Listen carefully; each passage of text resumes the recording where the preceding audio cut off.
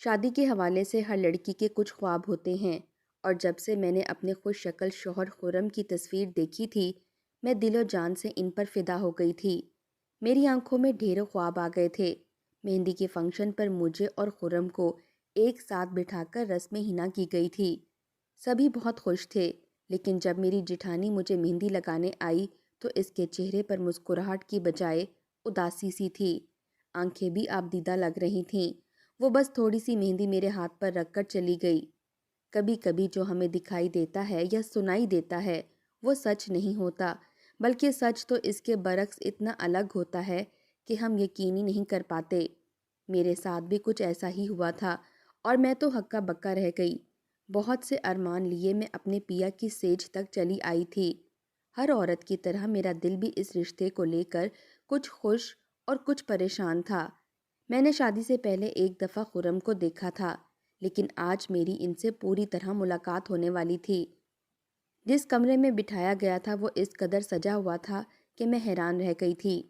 آنے والے لمحات کے بارے میں سوچ سوچ کر میری دھڑکن تیز ہو رہی تھی۔ میں سرخ جوڑے میں دلہن بنی بیٹھی تھی کہ اچانک ہی کمرے میں رونے کی آواز آنے لگی، اور میں پریشان ہو گئی۔ میرے کمرے کا ماحول جو تھوڑی دیر پہلے تک بہت ہی زیادہ رومانوی معلوم ہو رہا تھا، اب مجھے اس ماحول سے بہت ہیبت ہونے لگی تھی۔ میرا پورا کمرہ پھولوں سے سجا ہوا تھا اور خوشبو ہی خوشبو تھی، لیکن اس رونے کی آواز نے تو جیسے سارا سحر توڑ کر رکھ دیا تھا۔ نہ جانے میرے سسرال میں کیا معاملہ ہوا تھا کہ کسی عورت کے رونے کی آواز تیز آ رہی تھی۔ میرے لیے اپنے بستر پر بیٹھے رہنا بہت مشکل ہو گیا تھا۔ عجیب عجیب سے وسوسے میرے دل میں جنم لے رہے تھے کہ اتنے میں میرا شوہر کمرے میں چلا آیا اور مجھے دیکھتا ہی رہ گیا۔ وہ میری تعریفوں میں زمین و آسمان کے قلابلے ملا رہا تھا، جبکہ میں حیران پریشان اس کا چہرہ دیکھ رہی تھی۔ رونے کی آواز ابھی بھی بدستور آ رہی تھی۔ میرے شوہر کو میرے چہرے پر چھائی حیرانی اور پریشانی سے معلوم ہو گیا تھا کہ میں کیا سوچ رہی ہوں۔ میرے شوہر نے محبت سے میرا ہاتھ پکڑا اور کہنے لگا کہ تم کسی کے بھی معاملے میں دخل اندازی نہ کرنا، اس گھر میں سب کو ان کے حال پر چھوڑ دو۔ میں نے اپنے شوہر سے پوچھا کہ آخر معاملہ کیا ہے اور یہ کون عورت ہے اتنا زیادہ رو رہی ہے۔ میرے شوہر نے بتایا کہ رونے والی عورت میری جیٹھانی ہے اور وہ روز رات کو ایسے ہی روتی ہے۔ میرے شوہر کہنے لگے کہ یہ میاں بیوی کے آپس کا معاملہ ہے، تم اس سب کو چھوڑو اور مجھ پر دھیان دو۔ یہ کہہ کر وہ میرے قریب آئے تو وہ رونے کی آواز جو تھوڑی دیر پہلے تک میرے اعصاب پر سوار تھی، اب مجھے سنائی نہیں دے رہی تھی۔ کچھ دیر بعد جٹھانی کی رونے کی آواز بند ہو گئی تھی۔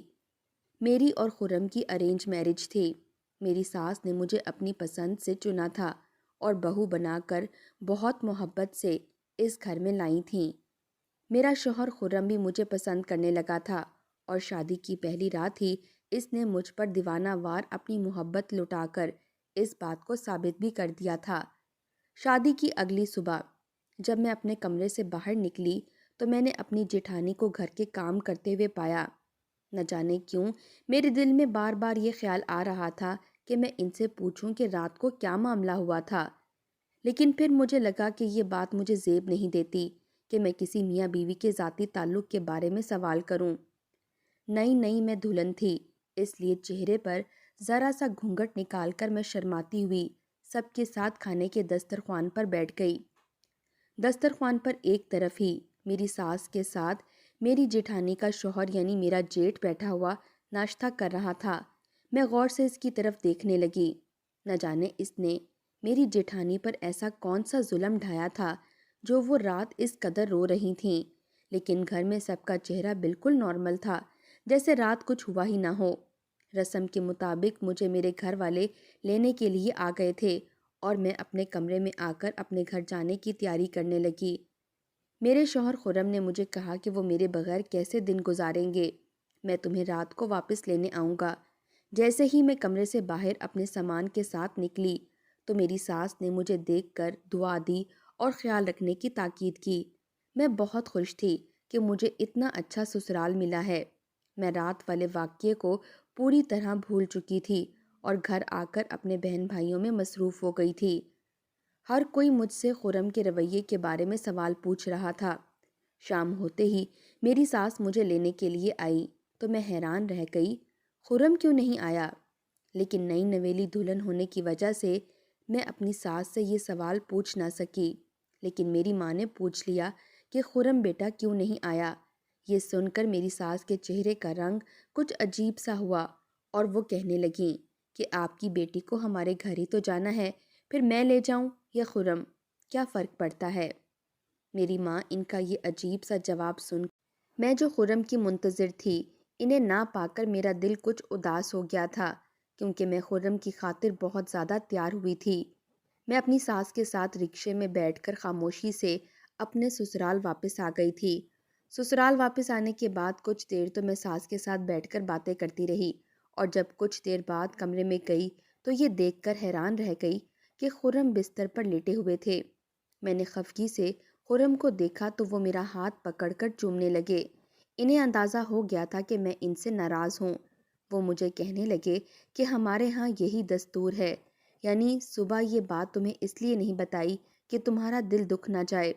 اب جب تم میرے پاس واپس آ گئی ہو تو تمہیں بتاتا ہوں کہ اچانک ایک دفعہ پھر جیٹھانی کے کمرے سے رونے کی آواز آنے لگی۔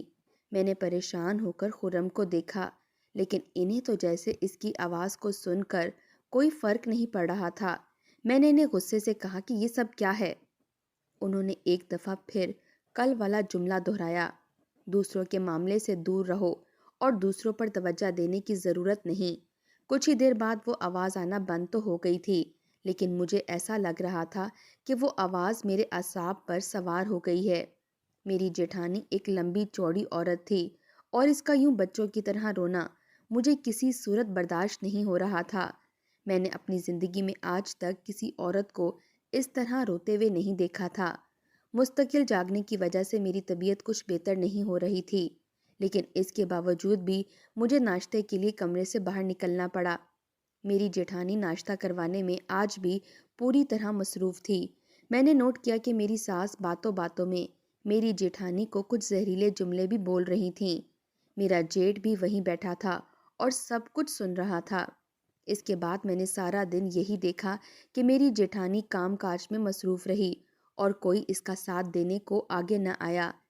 میری شادی کو ایک ہفتہ ہونے والا تھا اور میں اور خرم اب تک ایک ساتھ بیٹھ کر کھانا تک نہ کھا سکے تھے۔ اس گھر کے دستور کچھ زیادہ ہی نرالے تھے۔ میاں بیوی کا ایک ساتھ بیٹھنا بھی معیوب سمجھا جاتا تھا۔ عورت سب کے سامنے اپنے شوہر کو پکار بھی نہیں سکتی تھی۔ میں خرم کے ساتھ کمرے کے علاوہ اور کہیں بات نہیں کر سکتی تھی، کیونکہ خرم نے مجھے سختی سے منع کر رکھا تھا۔ میں نے کئی دفعہ خرم کے ساتھ باہر جانے کی خواہش کا اظہار کیا، لیکن خرم مجھے اپنے ساتھ کہیں باہر نہ لے کر گئے۔ میں چاہتی تھی کہ میں اور خرم ایک ساتھ کہیں باہر کھانے پر جائیں، لیکن خرم کے صاف انکار نے مجھے حیران کر دیا تھا۔ کچھ دن بعد میرے ابو مجھے کچھ گھنٹوں کے لیے اپنے گھر لے جانے کے لیے آئے تو میں اپنی ساس کی اجازت سے اپنے میکے چلی آئی، لیکن یہ دیکھ کر میری حیرانگی کی انتہا نہ رہی کہ تھوڑی ہی دیر میں خرم میرے گھر آ گئے تھے اور اچانک سے ہی وہ مجھے باہر ساتھ لے جانے کا کہہ رہے تھے۔ میں نے خرم سے کہا کہ میں اپنے گھر والوں سے ملنے کے لیے آئی ہوں، تو وہ کہنے لگے کہ فی الحال تو میرے ساتھ چلو۔ خرم میرا ہاتھ پکڑ کر ساری شام گھومتے رہے اور ہم نے رات کا کھانا بھی باہر ایک ہوٹل میں کھایا، اور پھر وہ مجھے میری امی کے گھر چھوڑ کر واپس چلے گئے کہ جیسے وہ میرے پاس آئے ہی نہ تھے۔ کچھ ہی دیر میں اپنے گھر والوں کے پاس بیٹھ کر اپنے ابو کے ساتھ واپس سسرال چلی آئی۔ خرم نے مجھے ہمارے گھومنے پھرنے والی بات کسی کو بھی بتانے سے منع کیا تھا۔ میرے لیے تو یہ سب کچھ بہت پر اسرار سا تھا۔ کمرے سے باہر خرم کا رویہ میرے ساتھ ایسا ہوتا جیسے وہ مجھے بالکل پسند نہیں کرتے، لیکن کمرے میں آتے ہی وہ ایسے فدا ہوتے کہ میں حیران رہ جاتی۔ ایک بار مجھے رات کو بھوک لگی۔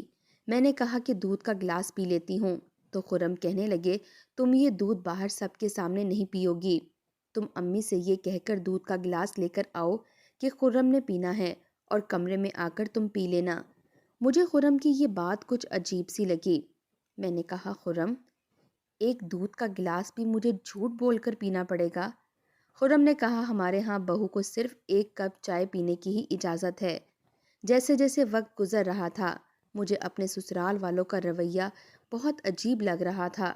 میری ساس مجھ سے بہت خوش تھیں اور وہ خرم سے بھی بہت محبت کرتی تھیں۔ نہ جانے انہیں میری جیٹھانی سے کیا مسئلہ تھا کہ ان کا رویہ بس جیٹھانی کے ساتھ ہی تلخ تھا۔ جیٹھانی کی رونے کی آواز ہر رات اسی طرح کمرے میں آتی اور میں پریشان ہوتی۔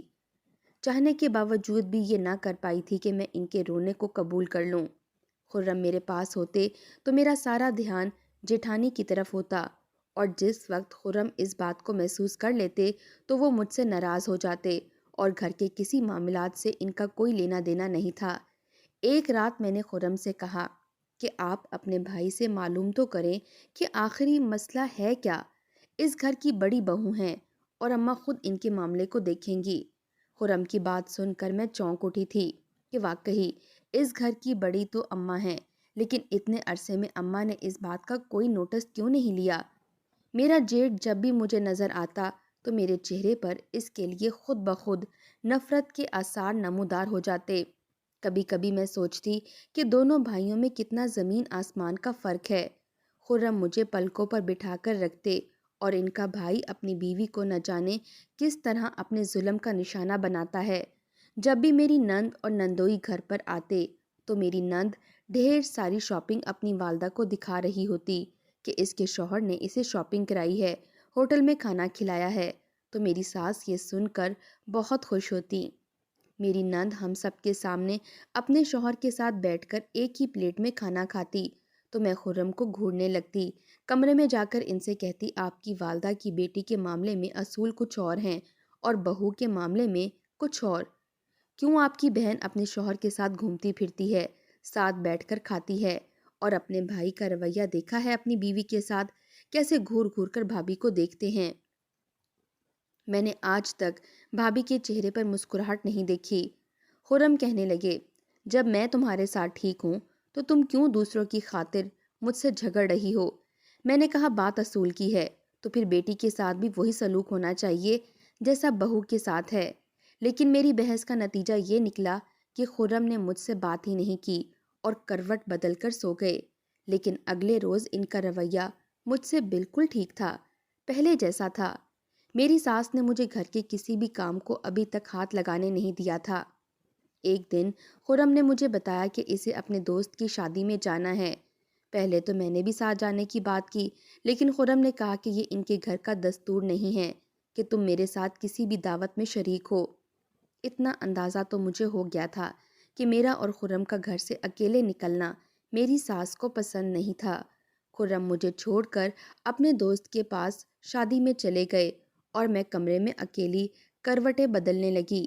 زیادہ دیر نہ گزری تھی کہ معمول کے مطابق جیٹھانی کے رونے کی آواز سے میرا سر پھٹنے لگا اور خرم تو مجھے اس قدر اپنے ساتھ باندھ کر رکھتے کہ میں کمرے سے نکل ہی نہ پاتی۔